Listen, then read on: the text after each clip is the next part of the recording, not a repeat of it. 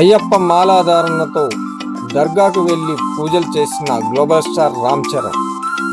దీనిపై తెలంగాణ అయ్యప్ప భక్తుల ఐక్యవేదిక తమ మనోభావాలు దెబ్బతినేలా ప్రవర్తించారని మండిపాడు. వారం రోజుల్లో బహిరంగ క్షమాపణ చెప్పకపోతే తన ఇంటిని ముట్టడిస్తామని హెచ్చరించారు. ఏలూరు జిల్లా ద్వారకా తిరుమల మండలం దొరసానిపాడు గ్రామంలో స్వస్తిశ్రీ చాంద్రమనేన బహుళ పంచమి తిథి ఓ వృద్ధాశ్రమంలో 50 కిలోల కారం పొడితో అభిషేకం చేయించుకున్న శివస్వామి బాబా. తెలంగాణ ముఖ్యమంత్రి రేవంత్ రెడ్డికి తప్పిన ఘోర ప్రమాదం.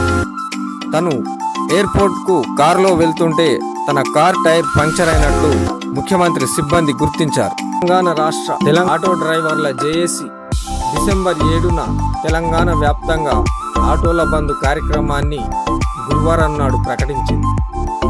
తెలంగాణ రాష్ట్రంలో ఉచిత బస్సు పథకం తీసుకొచ్చిన కాంగ్రెస్ ఆటో డ్రైవర్ల జీవితాలను రోడ్డు మీదకి తీసుకొచ్చిందని ఆరోపిస్తూ వారికి కాంగ్రెస్ ప్రభుత్వం న్యాయం చేయాలంటూ ఆటో రాష్ట్ర వ్యాప్తంగా నిరసన చేపట్టనుంది.